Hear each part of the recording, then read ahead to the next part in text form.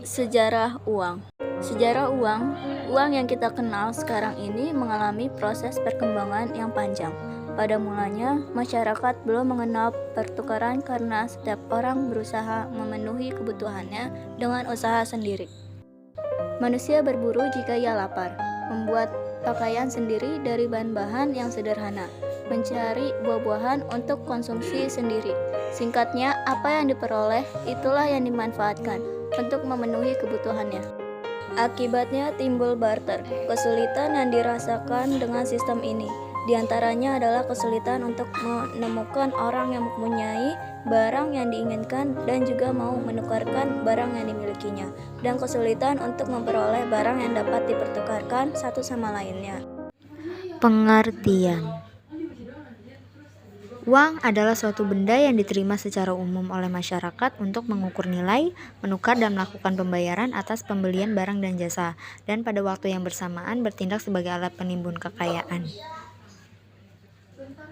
Pengertian uang dibagi menjadi dua, yaitu pengertian uang dalam ekonomi tradisi.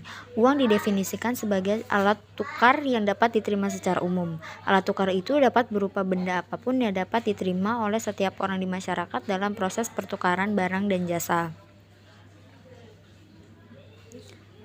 Pengertian uang dalam ilmu ekonomi modern, uang didefinisikan sebagai sesuatu yang tersedia dan secara umum diterima sebagai alat pembayaran bagi pembelian barang-barang dan jasa-jasa, serta kekayaan berharga lainnya, bahkan untuk pembayaran hutang. Jenis uang. A. Uang berdasarkan bahan. Berdasarkan bahan yang digunakan untuk membuat uang dibedakan menjadi dua jenis berikut. 1. Uang logam. Uang logam adalah uang yang dibuat dari logam. Contohnya, uang 25 perak, 50 perak, dan 100.000 rupiah. Uang tersebut dapat dibuat dari emas, perak, tembaga, atau nikel dengan bentuk dan kadar berat tertentu, serta dengan ciri-ciri tertentu pula untuk menghindari pemalsuan. Ciri-ciri tersebut diumumkan oleh pemerintah agar diketahui masyarakat. 2. Uang kertas adalah uang yang dibuat dari kertas, contohnya uang 1.000, 2.000, 5.000, 10.000, 20.000, 50.000, dan 100.000 rupiah. Uang tersebut dibuat dengan kertas khusus supaya sulit dipalsukan. B. Uang berdasarkan lembaga yang mengeluarkan. Yang pertama, uang kartal atau disebut kepercayaan. Uang kartal adalah uang yang dikeluarkan oleh negara berdasarkan undang-undang dan berlaku sebagai alat pembayaran yang sah. 2. Uang giral atau disebut simpanan di bank. Uang giral adalah dana yang disimpan pada rekening koran di bank-bank umum yang sewaktu-waktu dapat digunakan untuk melakukan pembayaran dengan cek, bil giro, atau pemerintah pembayar. C. Berdasarkan nilai. Uang bernilai penuh adalah uang yang nilai bahannya atau nilai intrinsik sama dengan nilai nominalnya. Pada umumnya, uang yang bernilai penuh terbuat dari logam.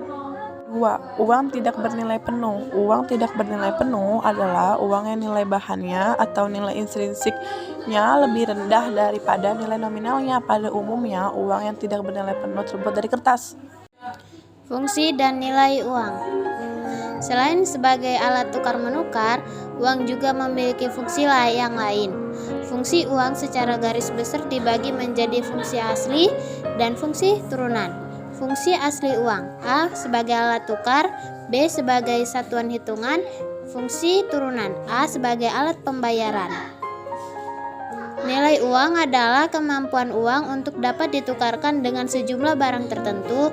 Nilai uang tersebut dapat dibedakan menjadi 3 jenis nilai berikut. A. Nilai nominal. Nilai nominal uang adalah nilai yang tertera atau tertulis pada setiap mata uang yang bersangkutan. Contoh, pada uang Rp50.000 tertera pada angka Rp50.000, maka nilai nominal tersebut. B. Nilai intrinsik. Nilai intrinsik uang adalah nilai bahan yang digunakan untuk membuat uang. Contoh, untuk membuat uang kertas Rp50.000 diperlukan kertas dan bahan lainnya yang harganya Rp3.000. Teori-teori uang. Teori nilai uang adalah teori-teori yang membahas tentang uang dalam sistem ekonomi. Ada banyak teori tentang uang dalam sistem ekonomi. Namun, secara umum, teori-teori tersebut dibagi dalam 2 kelompok. Teori uang statis. Teori uang statis dibagi menjadi 4, yaitu teori metalisme, teori konvensi, teori nominalisme, dan teori negara.